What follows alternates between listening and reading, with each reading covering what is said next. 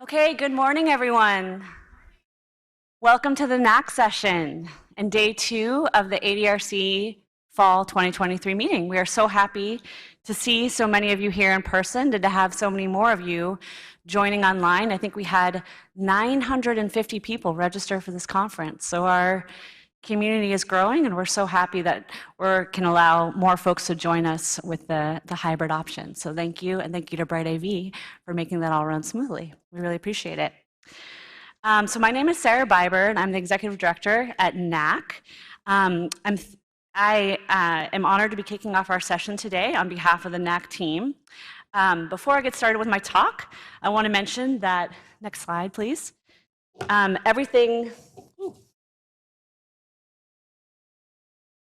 Everything that I'm going to be sharing with you today was made possible by the incredible team at NACC. I want to thank the NACC team for teaming up to accomplish this important work together. Can all of the NACC team members in the audience please stand up and raise your hand so that folks know who you are?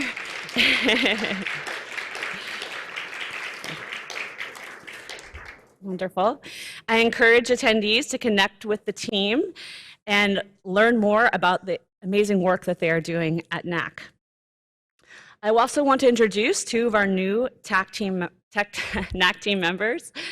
There is Jessica Welsh here in the front, and also want to introduce Brittany Fair, who I believe is maybe wrapping up the last session from this morning, but hopefully you'll have a chance to meet her later on in the conference. So they're both amazing new additions to the NACC team and are going to be playing integral roles in enabling NACC to achieve its vision. So please welcome them and say hello when you get the chance. I also want to give a special shout out to the team members who were instrumental in organizing this conference. These conferences are a lot of work. Thank you, Hannah, Brittany Fair, Eileen, Faith, Jane, Val, and Amy. And I especially want to thank Hannah for spearheading the conference organization. These are a huge lift, and Hannah really knows what she's doing. So please, everyone, join me in saying great job, Hannah.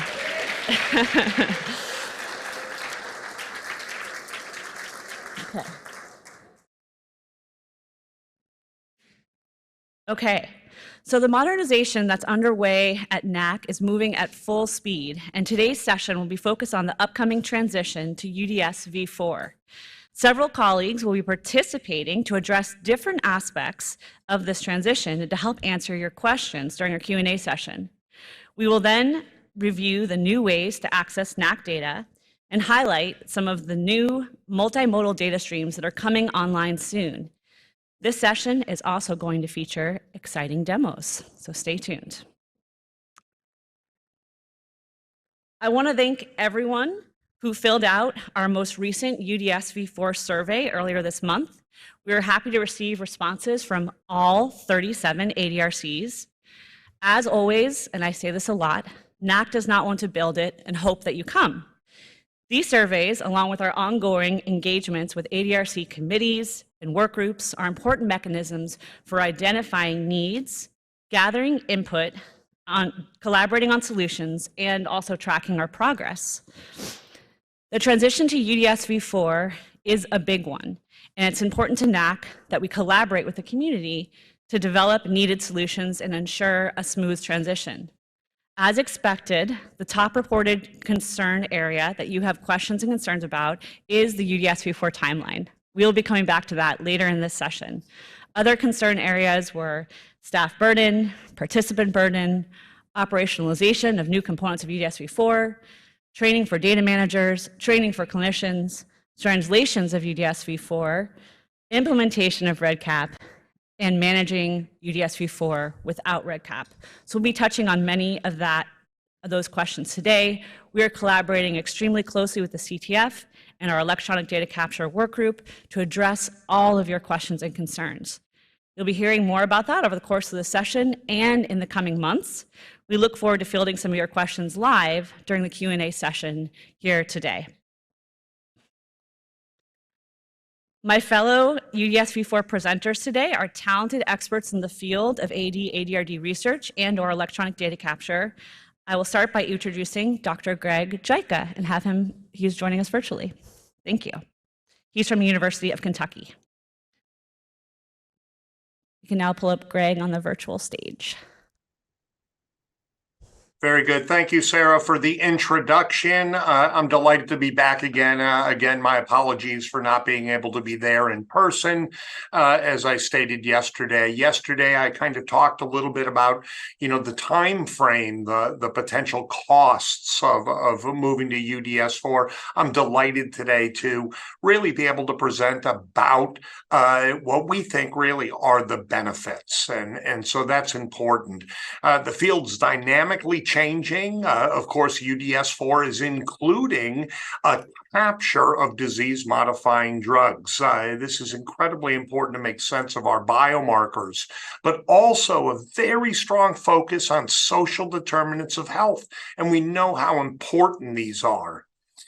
Other new concepts that we're really honing in on, some discussed yesterday: subjective cognitive decline, mild behavioral impairment, and of course, while most centers were previously using SuperSpan, word list, recall as a very sensitive measure for decline, this will be a standard part of UDS4 moving forward. And of course, inclusivity is always important. And so there are more inclusive questions on gender, sexual orientation, and identity. And we're capturing multiracial identity in a much more comprehensive and what we think is a better way. Also, other areas, the expanded health history, beginning to really hone in, and a lot of the concepts incorporated in these forms actually are synchronized with other major organizations. So expanded TBI, cardiovascular risks, cancer risks and treatment, substance use and abuse, DSM-5 psychiatric designations, although like Neil Graff Radford spoke about last night, I have some training to do to get myself back up to speed as a neurologist. And really, this comprehensive list will also allow us to apply chronic disease scale scores. And that's very, very important. You may each have your own individual best or favorite. We think that the battery is comprehensive enough to include the major scores. Also, forms B8 and B9, this is the neuro exam and the clinical impressions, expanded to incorporate a full range of degenerative disease states, increased focus on non-cognitive symptoms, and an enhanced appreciation of the behavioral and neuropsychiatric symptoms, so that we are more inclusive, not just of individual demographics, but inclusive of the disease states that different centers specialize in and that our populations all contain a mix of. Very, very important. Again, some of the discussion yesterday really focused on separating clinical diagnosis from biological attribution. And really, Form D1 has focused on this, with Form D1A solely focused on clinical data without bringing in any of the biomarkers. Form D1B focusing on those biomarkers, the biological attribution. Incredibly important, and this is going to reduce that circularity that everyone realizes can be a problem. And then again, the area I'm most fearful of, DSM-5 revisited. But I think this is very workable, doable, and I look forward to broadening my horizons. One of the other things that we've really worked hard to try to bring in is standardizing the data collection across centers by operationalizing how we apply different criteria. So this is actually data from all 37 of our centers, and I'm not pointing out any centers, but basically we can see the means and distribution spreads of those that are cognitively normal in blue, those that are impaired, not MCI, in orange, those those that have MCI in gray and those with dementia in yellow. And we can see, that overall we do a pretty good job. The mean scores for normals across centers in that 24 to 28 range. I think we're talking the same thing. MCI 20 to 24, dementia 12 to 16.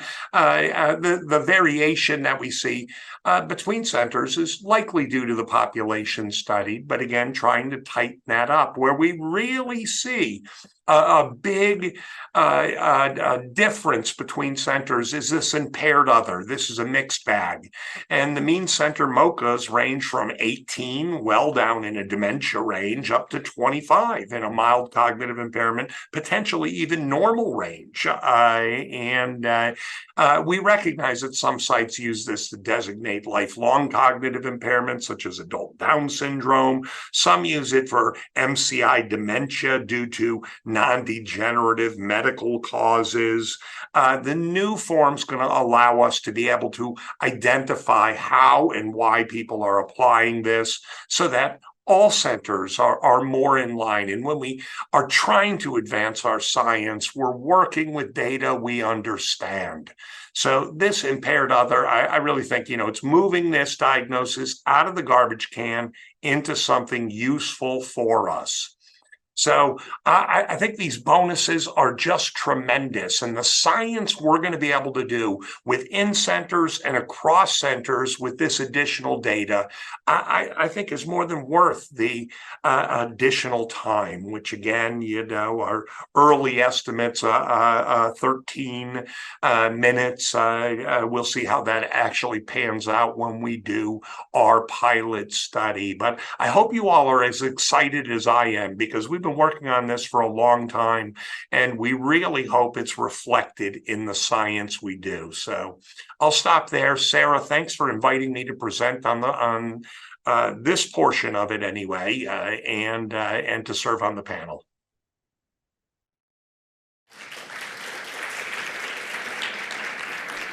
Thanks so much, Greg. And next, I'd like to invite Dr. Meredith Zozas up to talk about leveraging electronic data capture to streamline and reduce burden.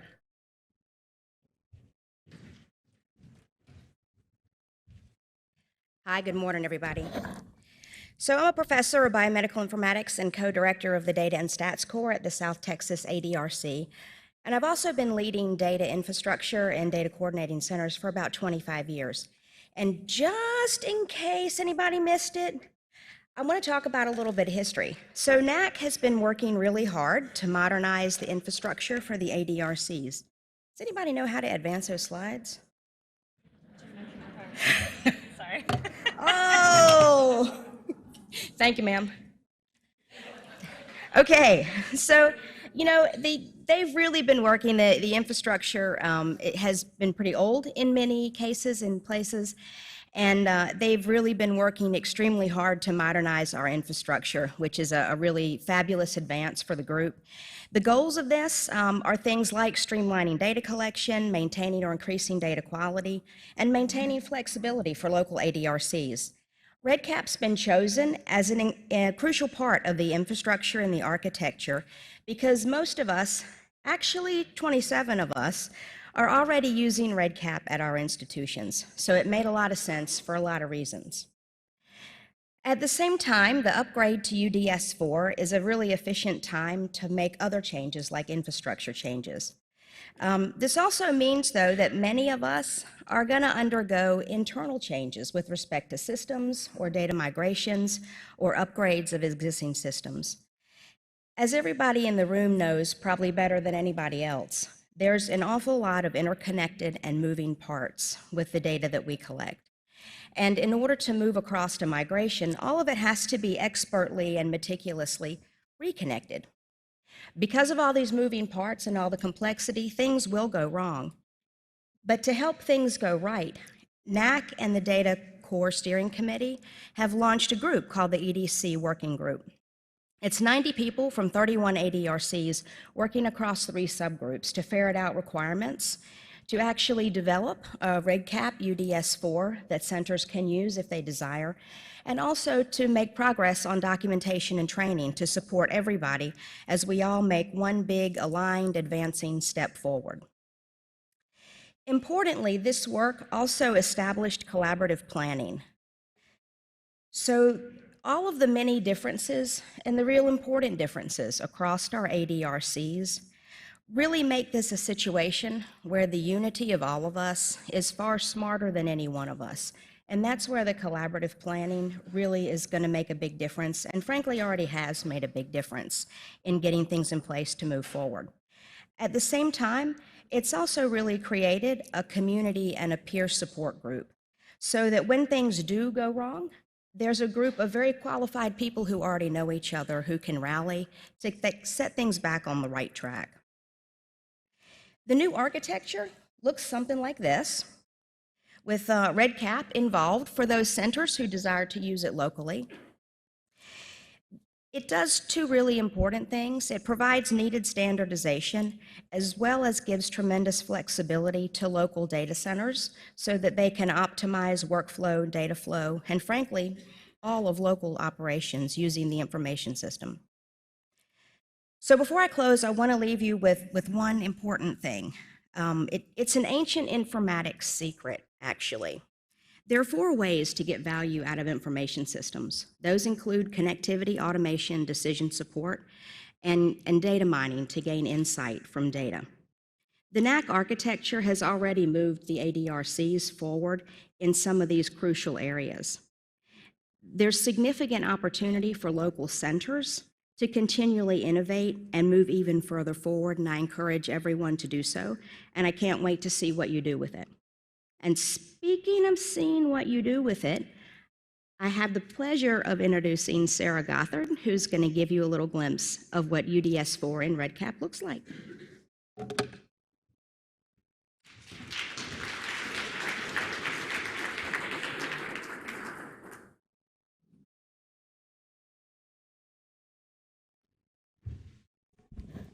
So I think there was a demo that was going to play.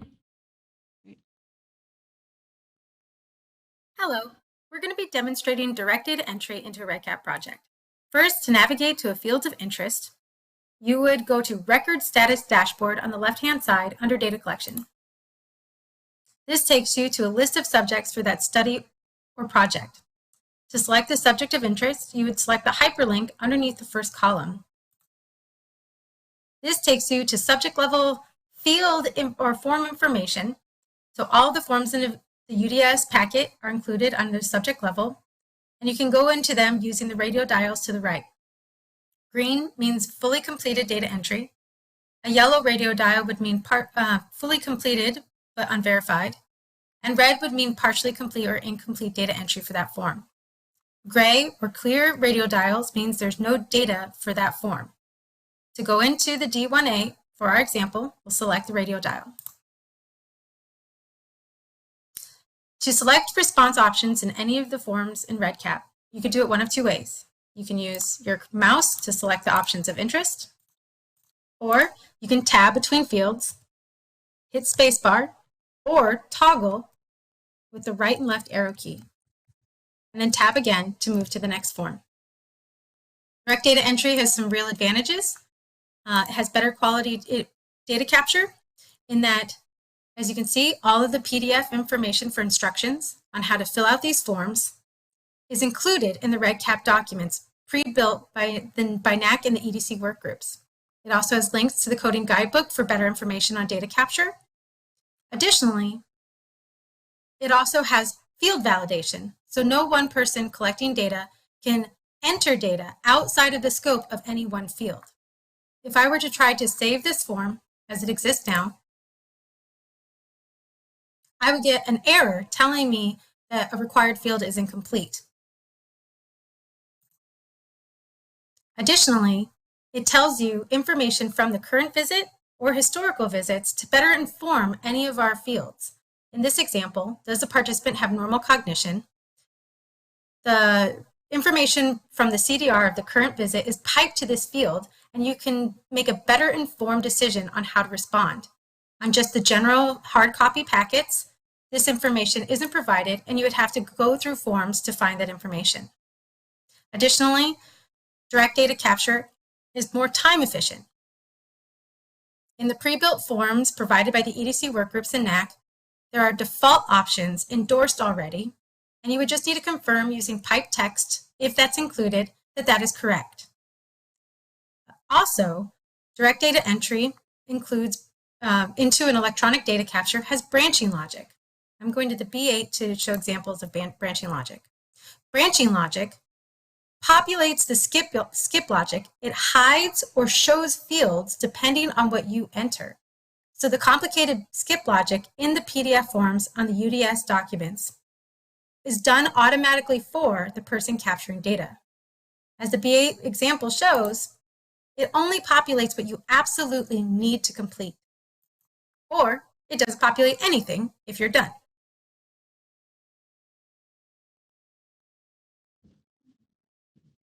Great. Thanks to Sarah Gothard, who is joining us online, for putting together that wonderful demo. This will be available on our website, and you can also approach members of our team to ask questions about this. And I did want to just emphasize that we are still collecting for UDSV4. We still will accept PDF forms, and you can upload those as CSV batch uploads. We love REDCap, but we know not everybody does yet. So I wanted to remind everybody of that as well. Jeff.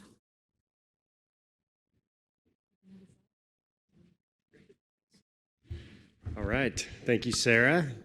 So thanks for the invite. So Sarah asked me to plug a couple things, which we were already hearing a good argument for, REDCap and then direct data entry, and kind of tell our story of how we've done that at the University of Kansas.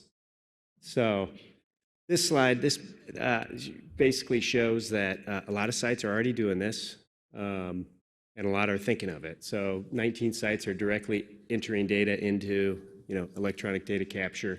10 are thinking about moving there and with UDS4. But 26 sites are collecting a lot of data on paper and then transferring that into the EDC. And those are the areas to focus on. If you're collecting a lot of data on paper, if you got a lot of paper, you can really impact your workflow. And so I'll try to tell you how we've done that and then make an argument for the benefits of it. So we were a new center in 2011, and we committed early on to the idea of doing as much as we can that data capture straight into REDCap. Now, it took us a year to build all the REDCap forms. You won't have to do that if you're not there yet. But it took us a year to build them and get them approved. And then over about a 3-month period, we had a plan to transition everyone into this system, and it actually went way better than I ever imagined. But what we did was we had the clinicians, take the paper data and do the data entry themselves to get familiar with the forms. A few of those was all it took, and then move to direct data entry, sitting with patients, kind of how we do with the EMR now, many of us, and basically sitting with your REDCap forms and moving through the data. And so directly capturing that data into REDCap. And we saw, and we actually published this, significant gains in efficiency. We basically cut the time of moving from the evaluation to the consensus. Moving that data was cut in half, and then the time to completion with NACC was cut way down as well. And so we saw pretty immediate gains in efficiency. Some other sort of less tangible benefits were, we streamlined our processes. You can immediately track data completion. You can lock it. You can move it around. You can validate and build into the REDCap forms mandated data entry instead of leaving things blank where we can't leave them blank. Reducing burden and costs, so data entry is obviously saved, and then a lot less paper, a lot less printing, a lot less storage. Other benefits to the operations, which were not, actually I didn't quite expect this, but we basically have built up an ecosystem of sort of automated reporting tools and moving the data around. We actually have a pretty sophisticated, but it doesn't take a ton of sophistication to build this. But of moving data into our studio and then using Shiny and creating apps. The figure on the right is actually an app that our coordinators will work with to generate automated letters that they print out and then send to participants or primary care physicians, thank you letters. And then we are able to move the data to consensus and display the data in a way that we can sit and review it in an easy, sort of efficient way. So we saw a lot of benefits: improved teamwork, better communication, transparency around what's the status of a certain form, automating things, tracking source docs, and then having sort of a history of data entry and auditing. And so really, on the left here, paper-based, and on the right, EDC, a lot of benefits. Things like the skip logic, which you just saw, helps the flow of the evaluation. Validating data, coordinator checking for completeness, and then sort of quickly moving things back and forth as opposed to moving paper. Error checks, and then uploads and moving the data to NACC. So a lot of benefits. So if you're already doing it, great. If you're thinking about it, now's a great time to move into REDCap and then collect as much data directly into REDCap during the interaction with participants. So thank you. Thank you, Dr. Burns. And next, I'm going to invite up Dr. Cindy Carlson. Thanks, Cindy. Thank you. So Sarah asked me to talk just a little bit about what support we have for the ADRCs going forward. So again, a lot of us on the clinical task force are clinical core leaders, so we feel your pain with thinking ahead about how we're going to transition our teams to using UDS4. So again, we did want to thank you for all of your input throughout this whole process over the last 3 years, and also for your comments yesterday have been really helpful. I think Greg's already highlighted some of the important new areas that will be captured in UDS4, but just to allay some fears, so for the example, the better capturing of alcohol use, again, we tweaked a couple questions so that they're more in line with standardized alcohol assessment tools, more clarity. So it's not like there's a full long extra list for all these areas, but we really tried to make sure, and for those of you who asked for questions to be asked, added to the UDS4, you know how rigorous we were with making sure we got the best scientific questions. So again, but there'll be some help. So again, we fully are aware that the form completion is just the beginning of the process. And so this is a status of where the forms are currently. So again, 95% of the forms are complete. We are still working on the etiology. So again, we've broken the D1 into two. A is the clinical syndrome, and then D1B is the looking at the etiological diagnosis that went into informing the clinical diagnosis, and then a few other forms that are just being finalized. So again, most of the forms are complete. So we will be getting some, and you'll hear from NACC about other resources from the technical side, but we'll also be developing some clinical resources to help train teams. But these are some things that some kind of big picture things that we'll be making available for teams to help get questions answered. So again, the forms are on the website. So NACC had the ones that have been finalized on the website. So kind of looking through those, getting your teams familiar with them, that's something that already can be done. They're having some center-based team discussions about how we're going to operationalize these forms. Again, we'll be having more discussions about which forms can be electronic versus in person. How can we streamline that?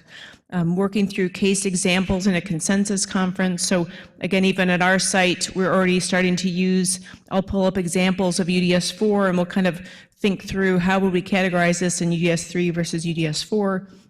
And then we are planning, and I'll talk a little bit more about this, some webinars, sessions to help go through areas that are of biggest concern for the program as a whole, the ADRC program. So we've already touched on some of these, but NACC has graciously allowed to set up a resource library, so those videos and things. I know everyone was impressed with Costas's presentation on MBI yesterday and how quickly and eloquently he went through that case. So we'll be having having those resources available.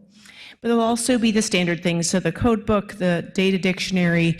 NACC will be working on a crosswalk to help identify which elements in UDS 3 line up with UDS 4 so that teams can readily identify where there are any changes. So the clinical task force, what we've identified is to have monthly sessions, so kind of drop-in sessions where we'd have a case presentation, walk through some areas that we anticipate will be more challenging, and then have it be a session where people can come in. And so for the beginning part, have something a little more structured, case presentation, but also where people can just come in and say, I have these questions about these forms, how do you operationalize this? So we'd have somebody from the clinical diagnostic measures team and the cognitive team as well. We've had ideas about maybe doing some consensus conferences, just to help teams kind of align with each other. So again, these are ideas that are percolating, and we'd love to hear more of your thoughts about how to help you and your teams kind of operationalize UDS 4. And then again, this session to bring the questions, this is the clinical team. We'll be hearing next about some resources for technical issues related to UDS 4 implementation from the REDCap perspective. So again, we also are working on developing some webinars. So as part of the clinical steering committee, we're also thinking about having a few webinars, and I'll talk to you about some options there. And again, we'll have the case recordings, and then also doing some best practices about how some videos and things that could be used as references in addition to the code book, so people can get used to training their teams and helping them see how to fill out these forms. So this is the results of the survey. We've seen the results from the data capture part of the survey. This was what areas are of greatest interest to you, and this is what your responses were from across the centers. Number one was for topics for this next year, implementing disclosure processes across ADRC. So again, that's a little bit outside of implementing UDS 4, but it's something that a lot of people have questions about, concerns about, as we've heard in the sessions yesterday. Diagnosing mild cognitive MBI, mild behavioral impairment, cognitively impaired, not MCI diagnostics, reducing participant and staff burden. So again, that's what a lot of these sessions are for, how to optimize use of electronic data, and then operationalizing the new NIA-AA clinical research criteria. So this is how you all prioritized what topics you want to hear about.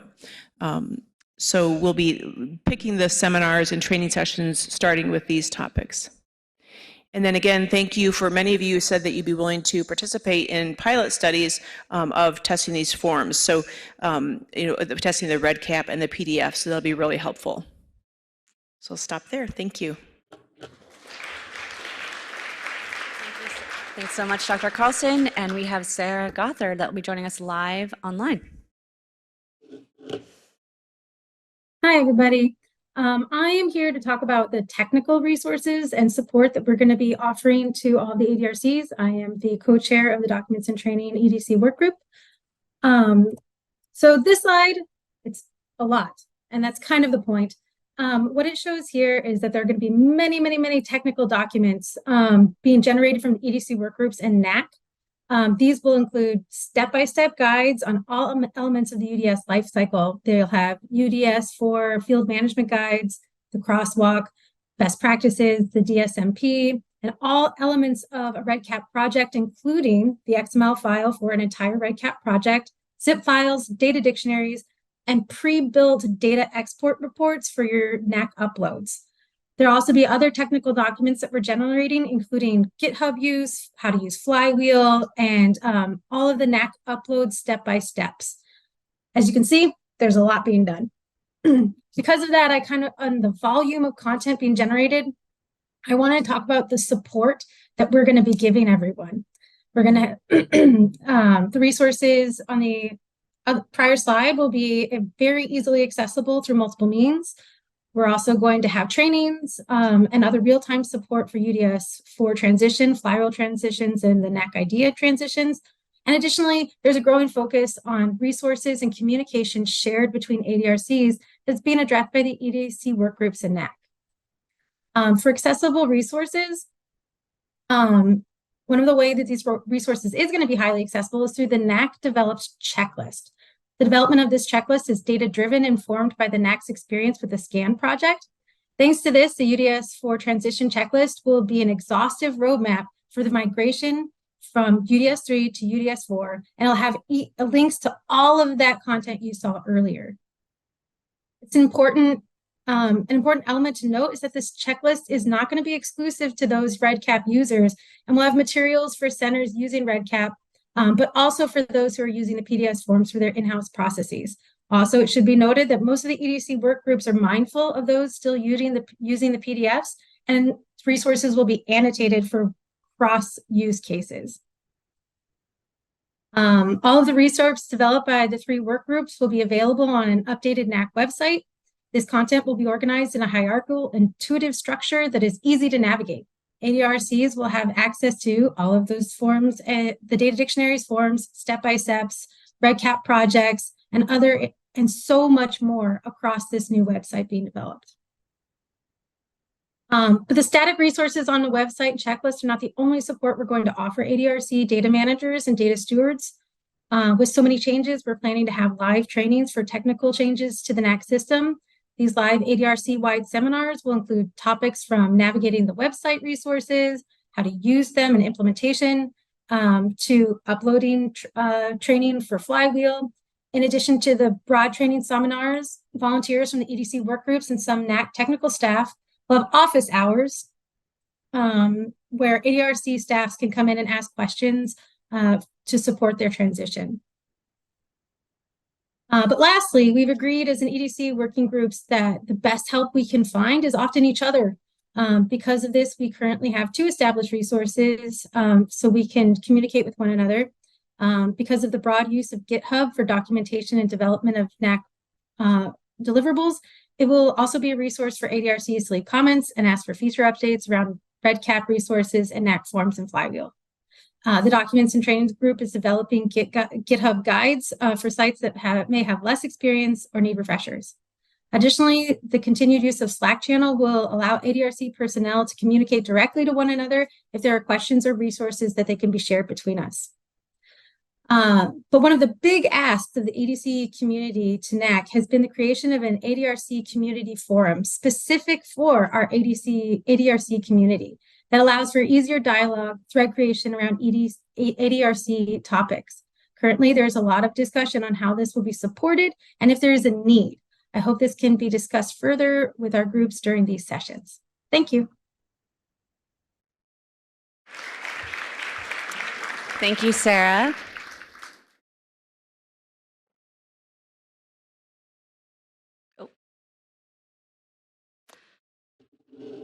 Okay, so now back to the timeline. Before I jump into the timeline, I do want to mention that, remind everyone that the UDS-V4 transition is much more than a content update. The transition to UDS-V4 is accompanied by major modernization at NACC. Those modernizations are aimed at putting us on the leading edge of NIA's new data science strategy. This includes launching a new electronic submission interface powered by REDCap. We have established a new cloud-based multimodal data integration harmonization platform that's powered by Flywheel. And we are collaborating with ADRC steering committees to integrate and standardize new data streams. The new NACC data platform is also enabling us to expand interoperability by integrating more metadata and analysis data for ADRC participants from other NIA-funded ADRD data repositories, including NCCRAD and NIGADS. Lastly, we are making it easier for researchers to use ADRC data for impactful research by building the Data Front Door, a one-stop shop for advanced data search and access for all ADRC data streams. So with that, I will launch into the timeline.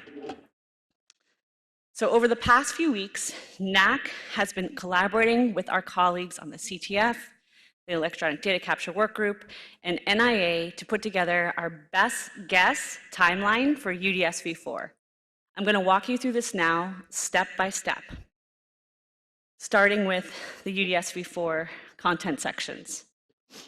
The CTF is spearheading finalizing the UDS-V4 content. The content will be complete no later than January of 2024. We are aiming to have it done sooner than that, but it will be done no later than that. The REDCap version of the forms will be available the following month. We will run 1-month-long UDSV4 trials sometime between February and April of 2024. These will be run at a few centers using the PDF and REDCap versions of the forms. Many centers have already expressed interest in participating in these trials, as Cindy mentioned, so thank you for that. Our target UDSV4 start date is a very, very, very important one. It is currently set for June 2024. This is the point beyond which all visits are done with UDSV4.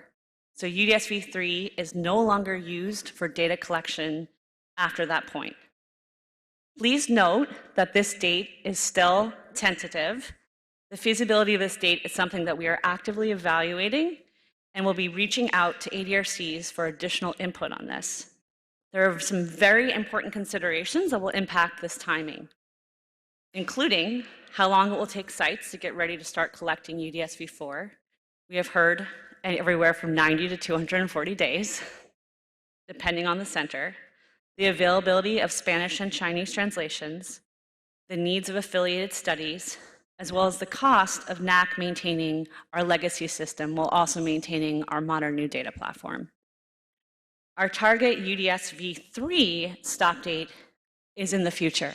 It's intentionally left vague. That is still under evaluation. To be clear, this is the UDSV3 stop date is when NACC stops accepting the backlog of UDSV3 data that some sites might have, because we know it takes some time to finish the full packet. So I'm going to go on now to the infrastructure pieces. So I introduced the ADRC portal concept at the last meeting.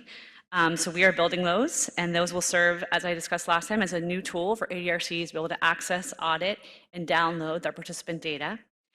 V1 of the portals actually launched today. So you're going to hear more about that later on in this session and how you can access your scan QC dashboards, your private scan QC dashboards via these portals later in this session. We're eager for your input. You can visit our NACC data platform booth in the hallway to chat with members of the team to learn more. We will also be changing some other things at NACC in conjunction with UDSV4. This includes when NACC IDs are assigned at centers. So this is incredibly important. As of this spring, we will transition to NACC IDs being assigned at the time participants are consented at ADRCs. Those IDs will then accompany every piece of data that comes to NACC for those participants. I'll explain later in the session why this is so important as NACC starts to become more multimodal, but essentially any kind of data for those participants can come in any order to NACC with this new process without any issue. We have been designing this change in collaboration with our EDC work group and discussions with the CTF and others. And we'll be piloting this change at a few centers starting in February of 2024.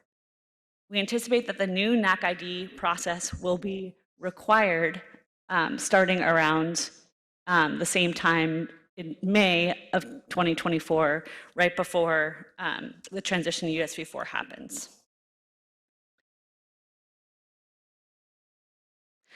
You've heard from a few folks, including Cindy and Sarah, about the resources and tools that are being developed. So I just want to mention this is when those are coming online. We talked about the UDSV3 to UDSV4 crosswalk, as well as the UDSV4 checklists. NACC is a big fan of checklists. So checklists are what we use to help get SCAN up and running, and they're intended to serve as a roadmap for getting UDSV4 ready. There'll be a version of these checklists for sites that are planning to use REDCap, and there'll be a version of these checklists for sites that are planning to use PDF forms. There's also going to be data element dictionaries and coding guidebooks made available, as well as QC rules and codes. And as was mentioned, this is all very transparent. We're making all of this code available to ADRCs via GitHub. Lastly, as you've heard, we're collaborating with the CTF and EDC to provide robust UDSV4 training resources for your site, including resources that are tailored to clinical staff, data managers, and analytics teams at your centers.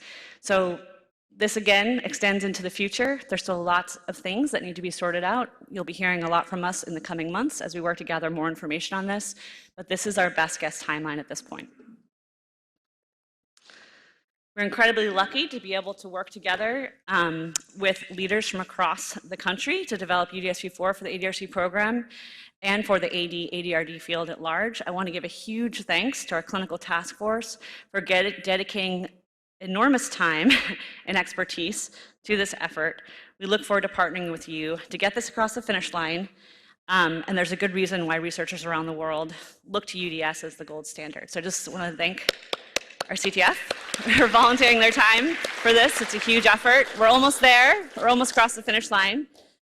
And we're also incredibly lucky to be able to collaborate with experts on our electronic data capture work group and to develop a robust electronic data capture system for the ADRC program. So I want to thank especially the co-leads of our EDC work group. So let's give them a round of applause as well for all the work that they're doing to make this happen. Okay. Next slide. Please feel free to fill out the survey right now. We've already captured a lot of questions from you. We want to get all of your questions. We're in the process of developing an FAQ, which will live on our website. So please, you can use the survey here. It'll also be sent around later to provide input to us. And once again, you can also step out into the hall and talk to folks at our booths about some of the things that I've discussed today. We also are maintaining a UDSV4 webpage with updates. As well, we'll be sending newsletters with updates. We also have an EDC workgroup webpage with updates. Anyone who's excited about the EDC workgroup, we're still accepting members. It's not too late to join. You can find out more on our EDC webpage. Thank you. We'll now transition to the Q&A. So we'd like to welcome back up to the stage Cindy and Jeff. Meredith. And then Sarah and Greg will join online.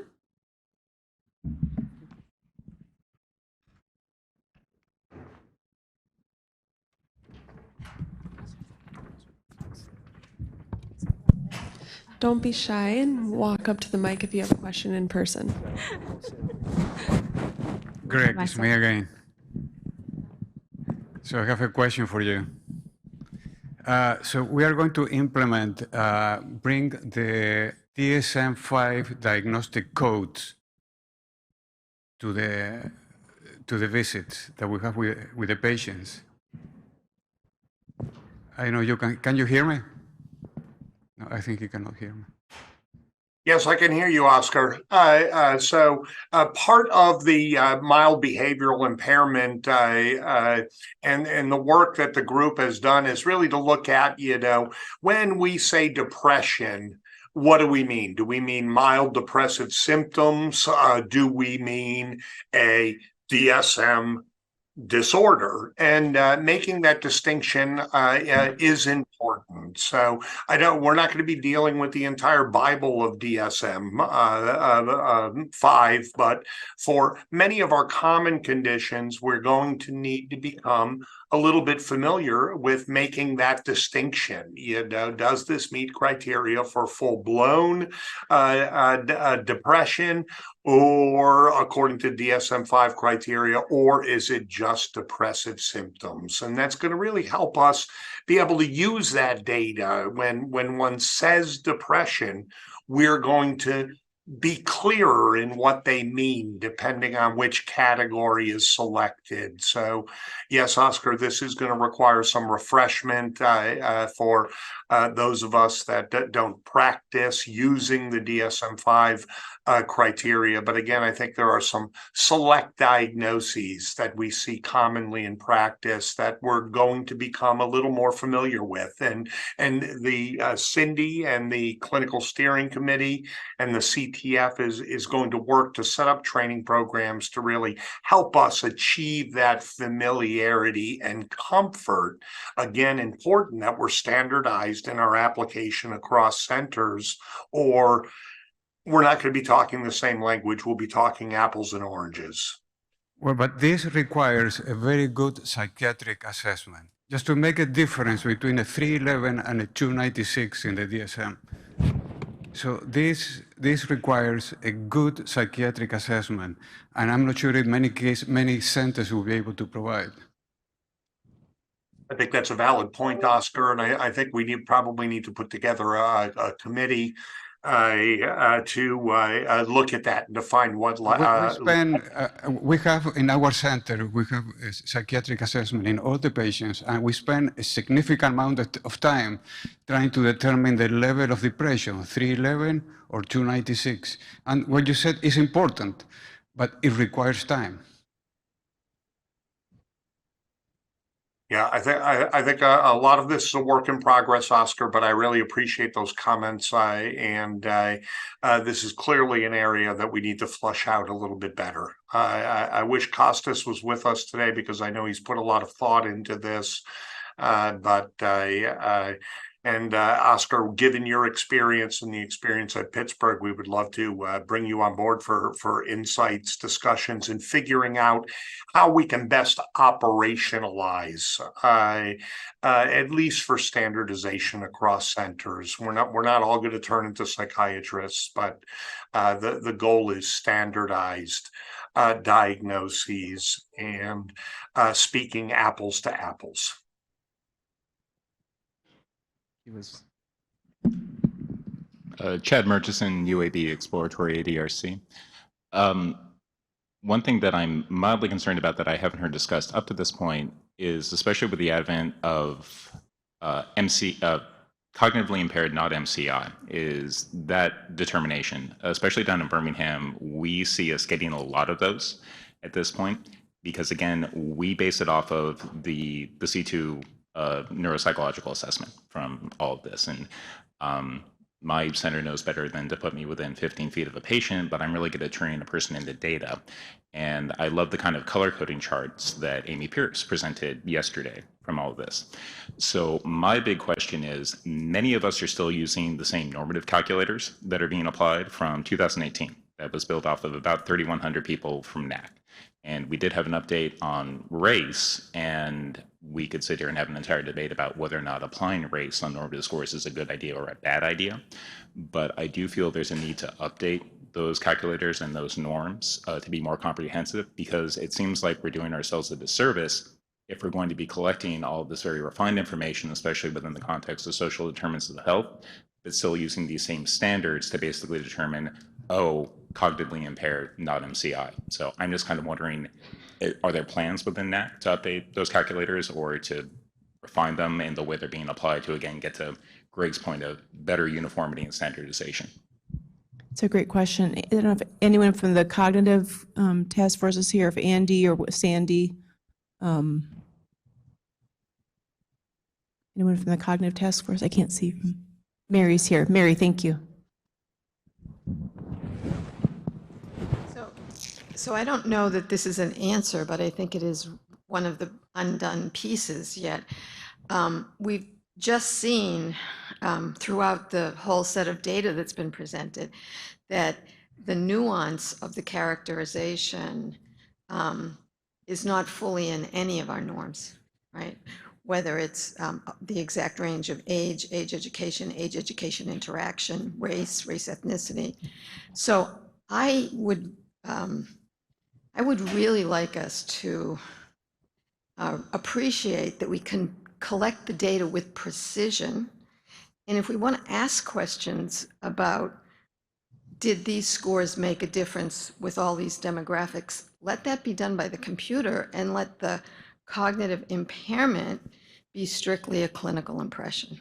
Because we can never have enough data to have precision by doing it this way, by taking the old stuff, fitting it in, get norms, and then making a decision. It's still a cut score. And so then once you have a cut score, you don't have a clinical decision.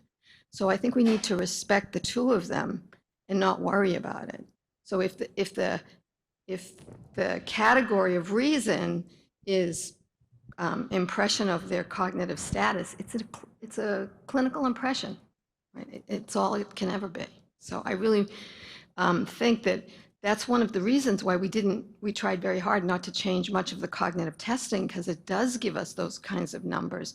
And if we change them, we don't have the same ability to take all the new demographic and clinical information and create these algorithms about norms. So I think that's a really next big step that we can contribute.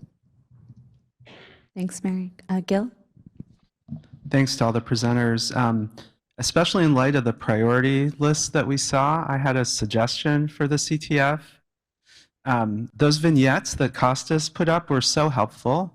I'm wondering if we might want to design some standard vignettes and then poll the clinical cores across the centers, and particularly focusing on MBI, cognitively impaired, not MCI, SCD, and some of those distinctions, and at least get a sense of how homogeneous or heterogeneous our impressions are based on some standard vignettes. And I think that would be very helpful and might even inform some of the discussions that we have in the spring meeting.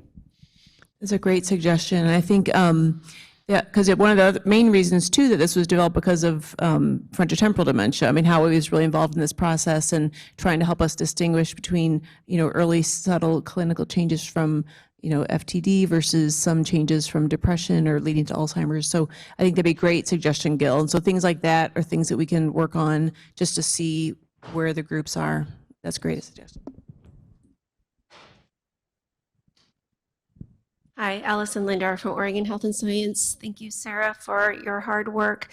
I'm also a clinician, and I'm trying to think about this practically. I'm in the clinic room with my study subject, and I have one computer with one screen where I have to do my EMR charting. How can I enter the data on REDCap? Will I have a tablet? Will I have a phone? Will I just have to wait till I get to another computer? Suggestions. Jeff, do you want to take that? Well, so you're seeing patients in your clinic, and you're also enrolling them into NACC at the same time. Is that right? Well, I'm collecting the NACC data while as you're seeing them. Yes, right. So yeah, that's a challenge. That's not something that we've like. At what point do you enter the data? Is what I'm trying to figure out. Where do you what? At what point do you enter the data into REDCap? Yeah. Are you doing it when you're in front of the patient? We don't do a combined sort of clinic visit and a NACC visit. So we separate them. I see. If you can figure that out, I'll let you know. Follow you.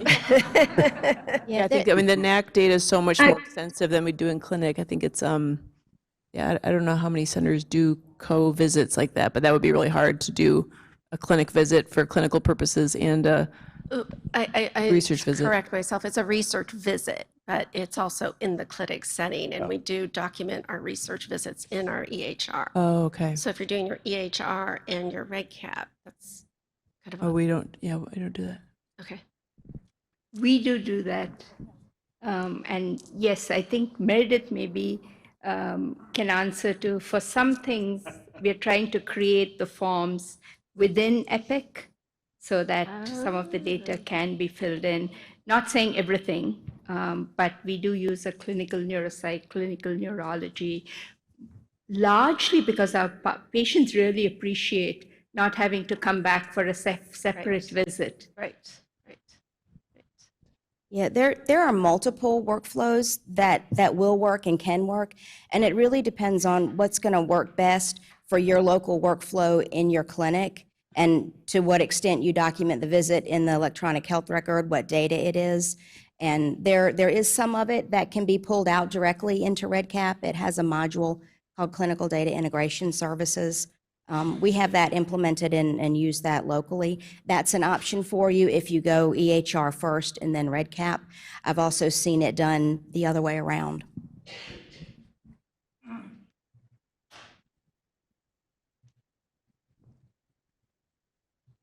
Okay, any last questions? Please use the survey form as well to submit your questions as you think of them. And thank you so much to my fellow panelists for joining me.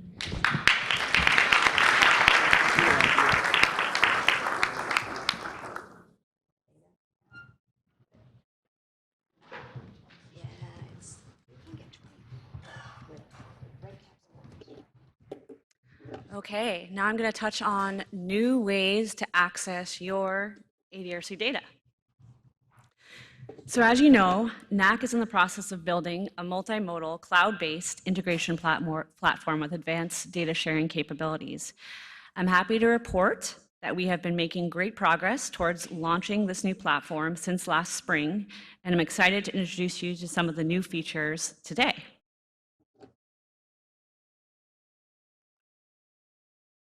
I'm going to be providing an update in particular on that's our focused on SCAN and new ways that you can access your SCAN data via the ADRC data portals. I introduced the ADRC data portals at the spring meeting. The portals will provide ADRCs with self-service access to view, download, and audit their data. These portals will replace inefficient, static monthly reports. The ADRC portals will ultimately allow ADRCs to access 6 core data metadata types, including UDS, neuropathology, non-standard MRI and PET, SCAN, MRI, and PET QC dashboards, where you can check the QC status of your SCAN submissions, as well as biospecimen and genetic genomic data, as well as participant diversity metrics. I'm happy to report that this is no longer just a cartoon. I'm about to jump right over to a demo where you can see how you can access your PET and QC dashboards starting today. We're really excited about building the new NACC data portal.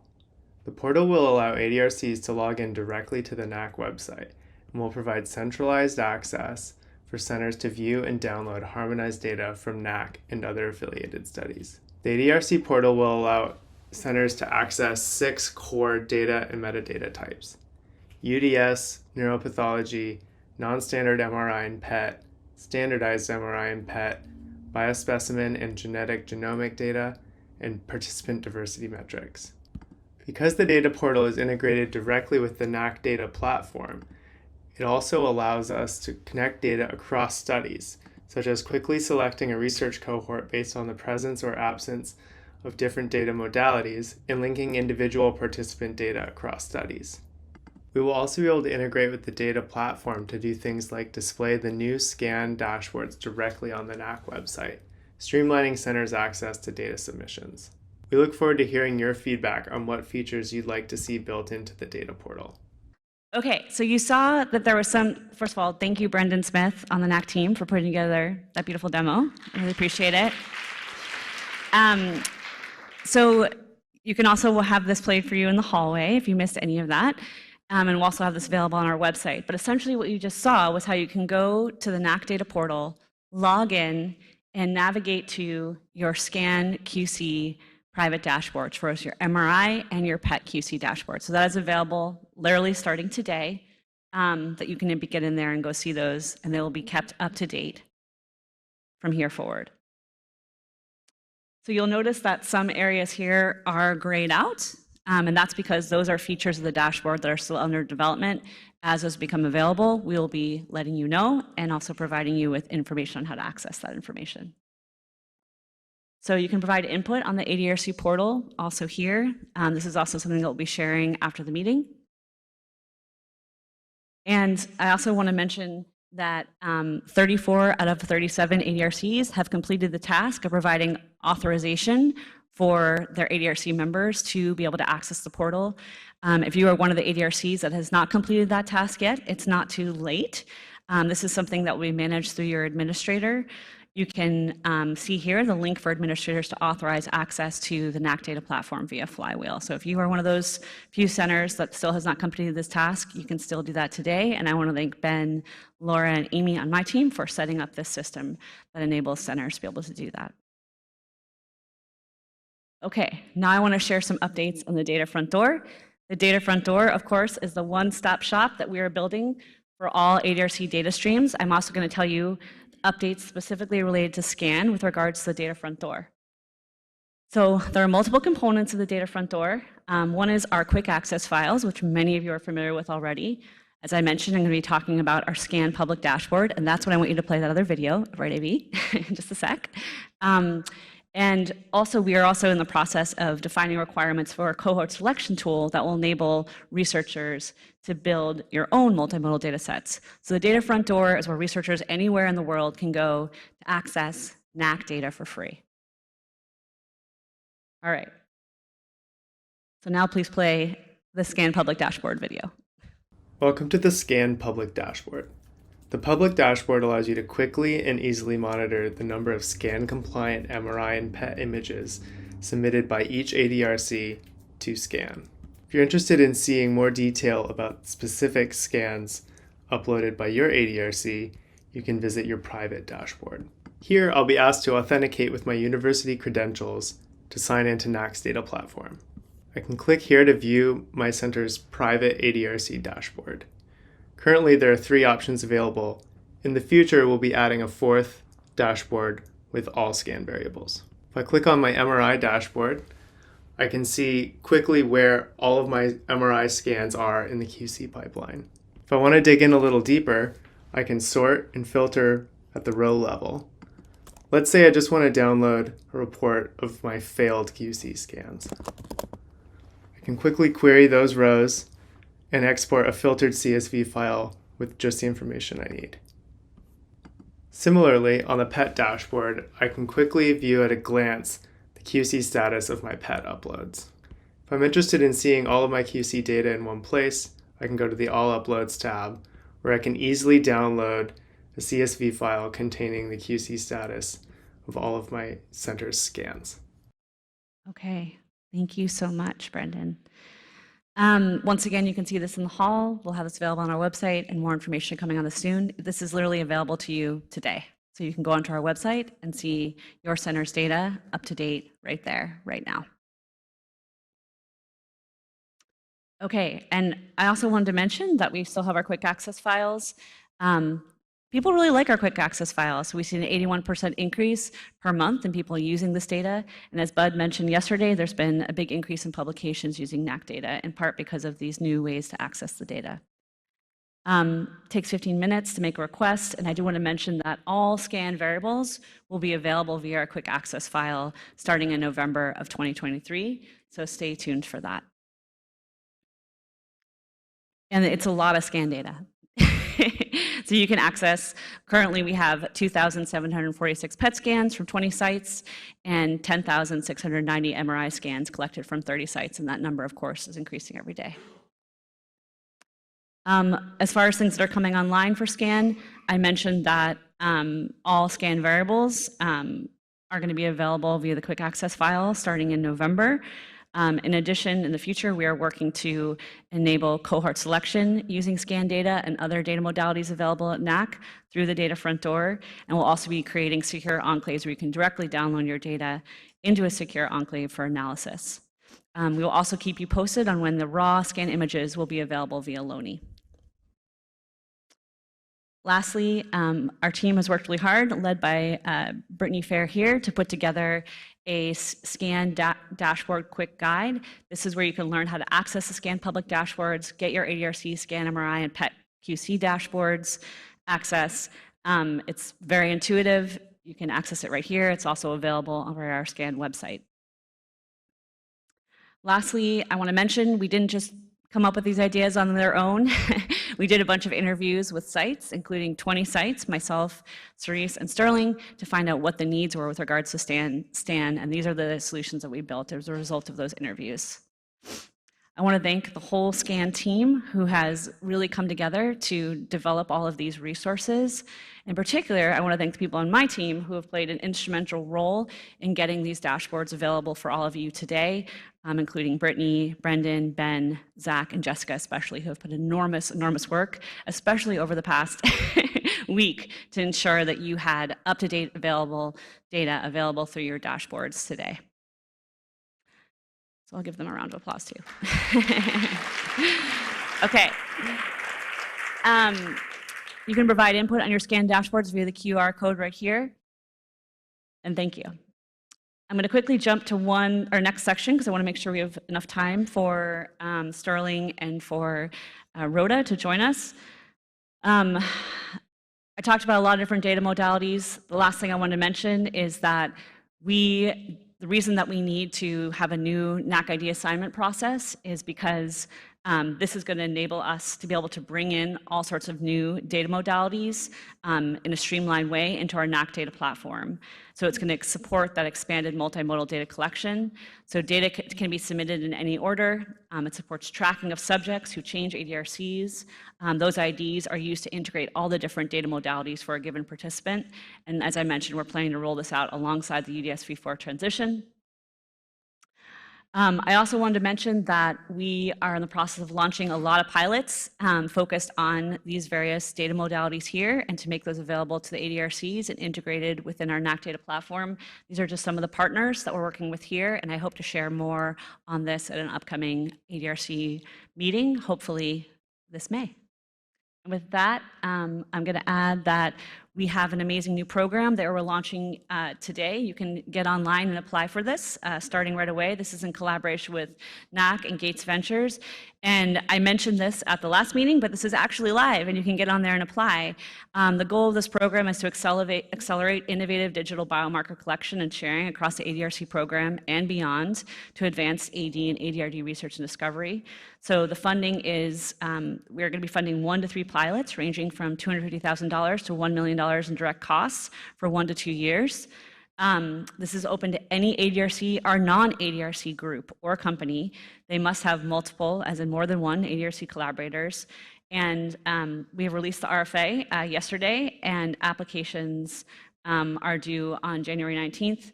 10 ADRCs have already indicated their interest in participating in pilots. If you're interested, please don't hesitate to reach out to us. And once again, you can use the QR code to learn more. I also wanted to mention that there are 2 new biomarker steering committees that recently launched. You can join these groups. They're eager for your participation, so you can use this QR code to join these groups. And if you're interested in hearing more about blood-based biomarkers, you can join the NIA meeting that is happening October 30 through 31. Will be fun to see all of you on Halloween. You can register virtually to attend using this QR code right here. And in addition, NACC is going to be collaborating with Sage Bionetworks and others to host an AD/ADRD multimodal data workshop in conjunction with AAIC next summer. If you're interested in staying in the loop on that, you can also find out more through our website and through signing up to stay connected here. Once again, there are teammates from NACC in the halls that at the booths that can help walk you through different aspects of that I've shown you here from our new NACC data platform. There's also a CTF Tech Work Group booth out there with Rhoda Au and some of her team members, and there's also a Clarity booth out there where you can learn more. And with that, I want to pass off to Dr. Sterling Johnson.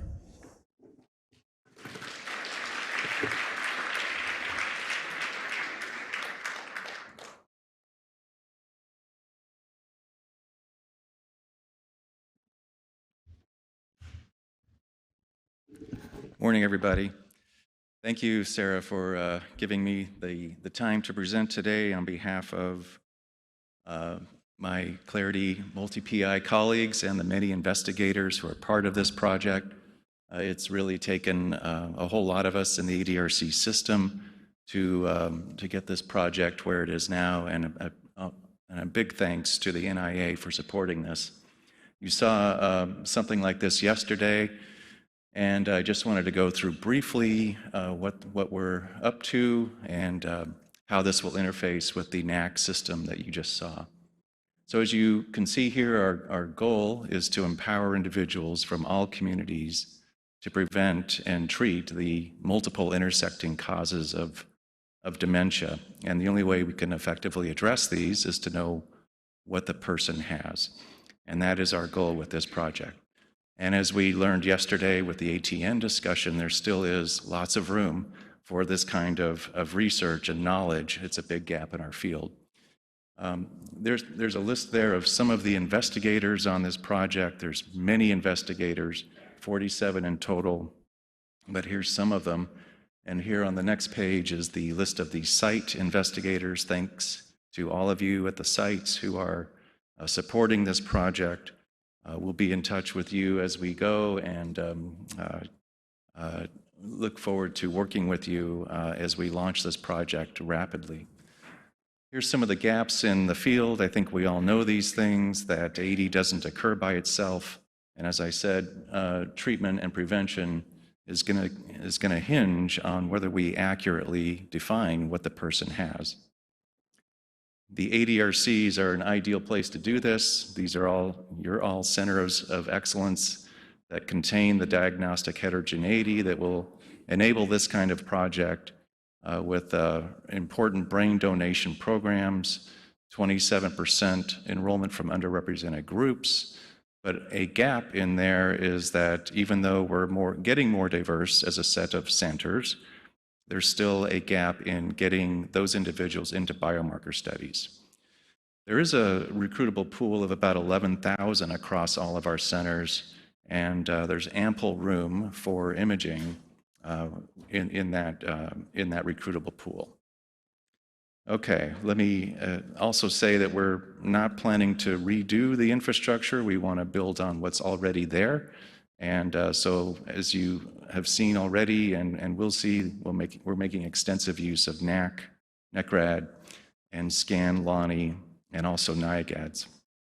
There's strong interest in collaborating. We thank all of you for being a part of this.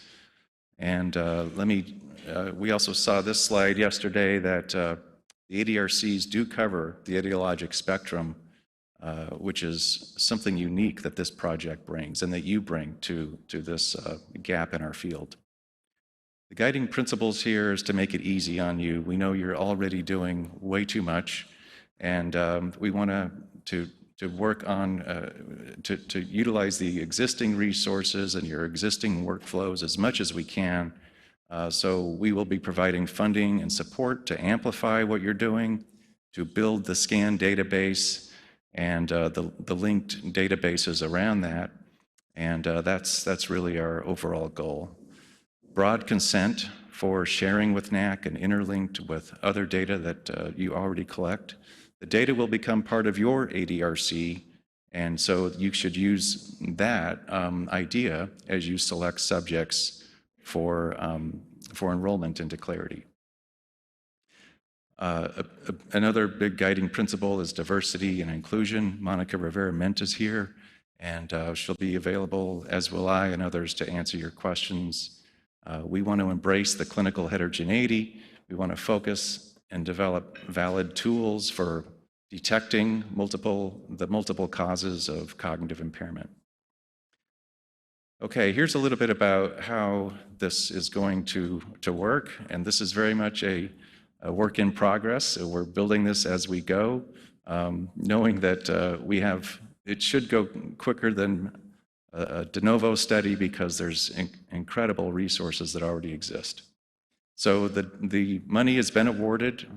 Hopefully most of that money will go to NACC to get to all of you at the centers, and that's where we're at now, is developing those sub-awards and working on processes to get the funding to you. We're also working on the single IRB. We're also working on contracts with radioligand vendors and other ancillary industry partners that are going to help us. So you collect the images and the blood. The blood goes to NCRAD. This is using the 80CFB 30 ml protocol. The images would go to Lonnie. SCAN would do the QC and their quantification and get the results into the NACC data platform where you can access them. And then the results are going to be, they're basically going to be there on the NACC data platform for the world to download using the data front door infrastructure. The approximate timeline of this is here. We're in the fourth quarter of 2023, and as I said, we're in the process of getting the single IRB and the subawards put together. We hope that the first visit of the first patient would be in February. This may be optimistic, but I think we can probably get to meet that timeline. We will be, in the meantime, working on some site qualification checklists and training for you. We want to hold a webinar in early December to start this training process with you. The goal would be to overall to enroll these 2,000 participants from ADRCs over the next 2.5 years, and then bring them all back in for follow-up approximately 2 years after their enrollment. There'll be multiple committees and stakeholders involved here, the multiple cores that are listed there on the right, the executive committee comprised of the MPIs, steering committee, which is the site PIs, our industry stakeholders, and external advisors to the project. What does it consist of? There's, over there on the right, you'll see just some rough eligibility characteristics. We're fairly broad here. We want you to enroll participants with MCI or dementia. If AD is anywhere in the realm of possibility, then they would qualify for inclusion in this project. If they're unimpaired, there's a short list of risk factors that we would like them to meet. We know that you're already uploading cognitively unimpaired individuals into the SCAN database. We want to enrich the unimpaired individuals in this project with people who have more risk factors.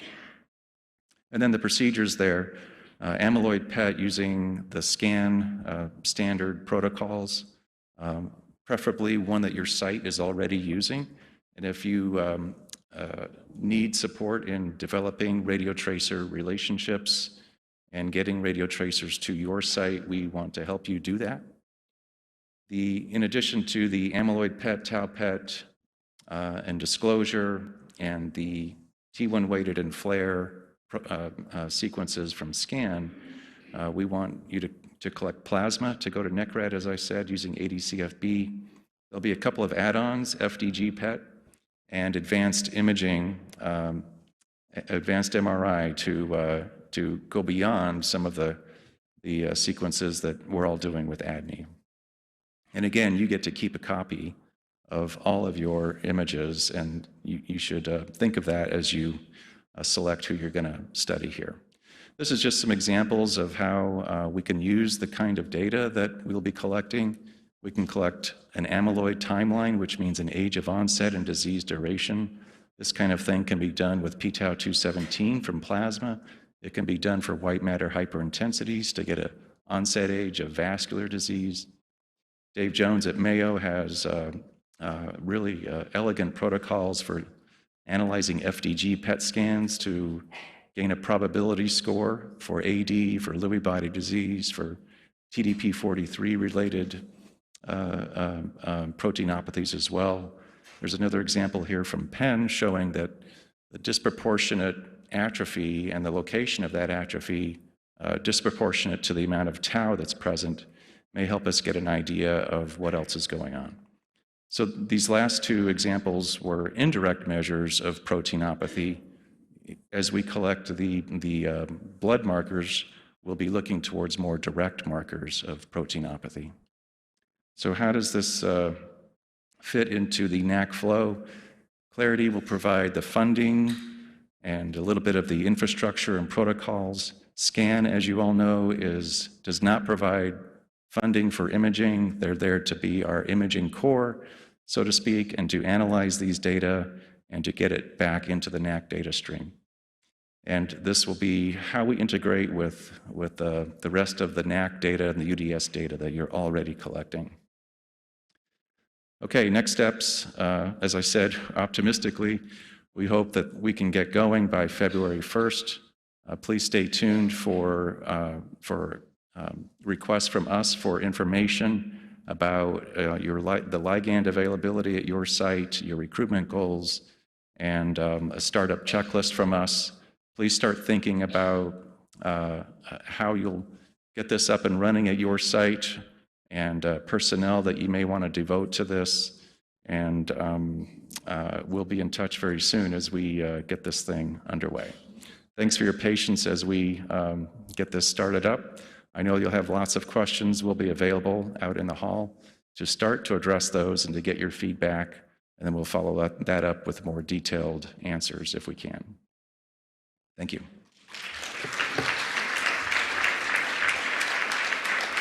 Next, I'd like to invite up Dr. Rhoda O.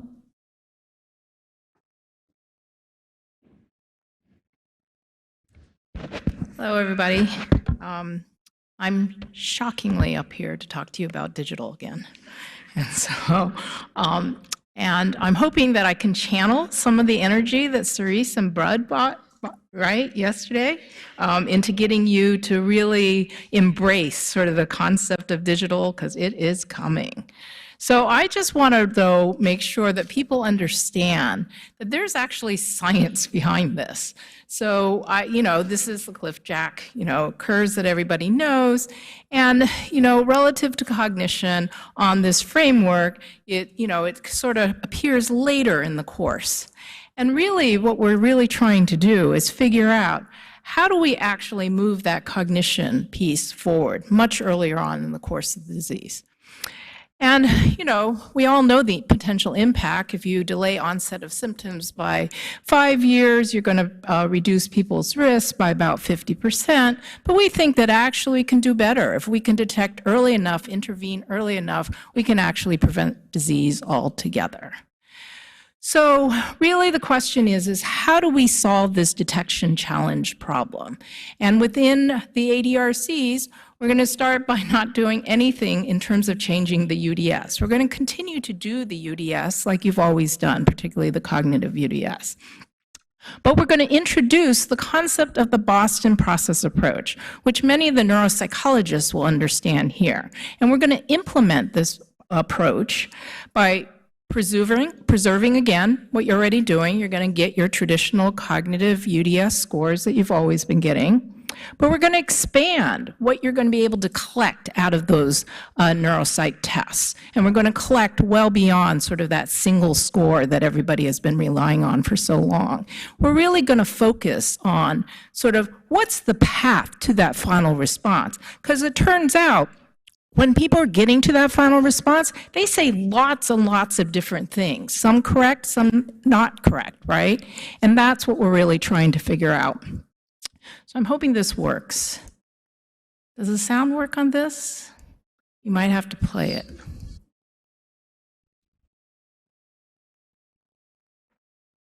Possibly? Can you? It was set up to play automatically. 926. 926.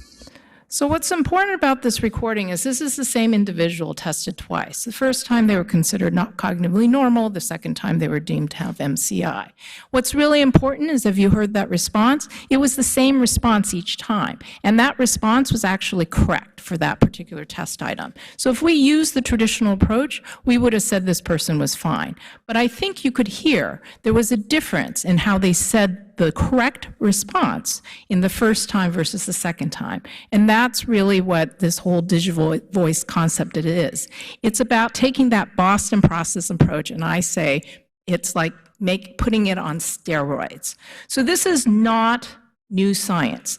This is actually using technology to do old science, but to do it in a way that we've never been able to do before. And I just want to make that point really clear, because we're not doing technology for technology's sake.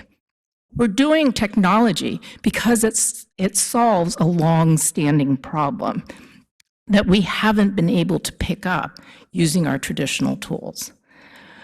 So digital voice is coming to UDS 4.0. So thanks to my colleagues at the Framingham Heart Study, where we've been doing digital voice since 2005, both Cheryl and Cody. And then a big shout out to Hannah from Andy's group, because she helped, kind of Framingham-tized it in order to make it, relevant to the entire ADRC. So we have a manual for you that we've been putting together about how to start this process.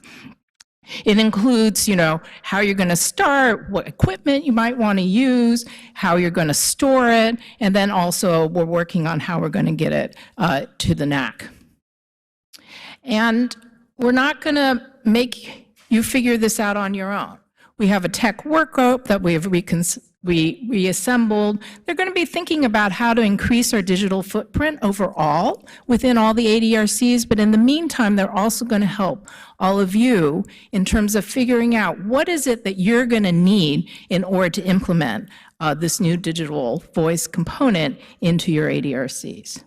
And this is just to give you an overview of what we're working on. We really understand, unlike the other components of UDS 4.0, you have an existing manual, you have an existing protocol, you have existing infrastructure. In the case of digital, you don't. And so we recognize that. So we're actually thinking about the entire pipeline from collection all the way to analysis and what's going to be needed in order to let you make use of this valuable resource. We're doing it with the clinical task force, and then we're also doing it in collaboration with NACC and with Gates Ventures. I also want to point out there's actually operational benefits to digital voice. So, it turns out that at least at Framingham, we've been able to institute it at the time that we're doing consent. So it does actually replicate consent. We use paper forms, we've lost them on occasion, but we have actually now evidence that they've given consent. The other thing we've used it for is quality control, because it turns out as you're recording your neuropsych testing sessions, you're recording your examiner too. So you can actually check, particularly if you bring on someone new, to make sure that they're doing the protocol the way they're supposed to be, that they're testing it, they're scoring it the way that it should be. So we've actually used it as QC in addition. Every now and then, unfortunately, we might lose a test session, and it turns out with the recordings, we can recreate them. So these are other benefits to doing voice beyond using it for data. So what I want you to do is think about this. This is what digital voice is really going to help us do, is really change the way we think about doing cognitive assessments, and really forever. So just like in the case of, I like to call it the Billy Beane effect, he changed the way baseball is now done. It didn't help the Athletics, but it did help the Red Sox 2 years later. And that's what I think it's going to do here. I think it's really going to revolutionize us. So just a reminder, digital is the new blood. Just like from blood, you can measure multiple markers across different kinds of diseases, so can you with digital. So I want you to think, how can we now use digital to rethink how do we do cognitive assessments? And also embedded in there, there's actually measures of mood in there and other sort of psychiatric related behaviors that we need to also think about exploring. So I'm going to end with encouraging you to go to our booth. We have Spencer and Cody. You guys raise your hands. They've been manning the booth back there. They're happy to answer any questions you have about this implementation of digital, and they can also answer questions related to the pilot grant.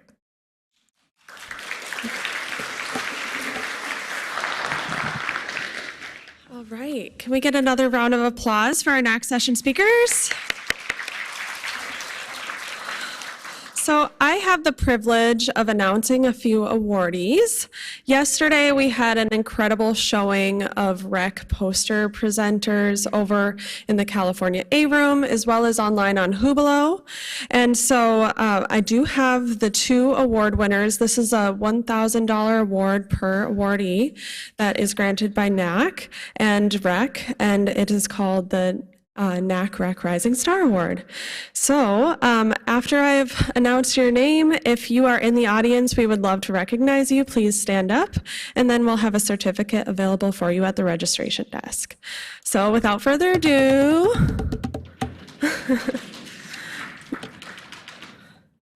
I'd like to announce our 2 winners, Naomi Gaji, whose presentation was the effects of transcranial photobiomodulation on cerebral hemodynamics in early Alzheimer's disease. Naomi, are you here?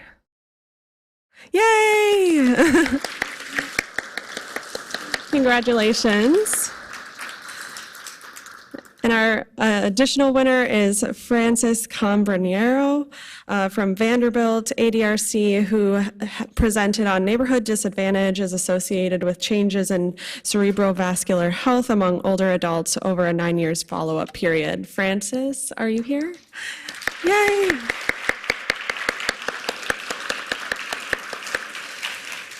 Congratulations and very well done to all of our rec presenters. We did have over 100 votes on the survey yesterday, and so also thank you to all the attendees who really engaged with their work and uplifted them.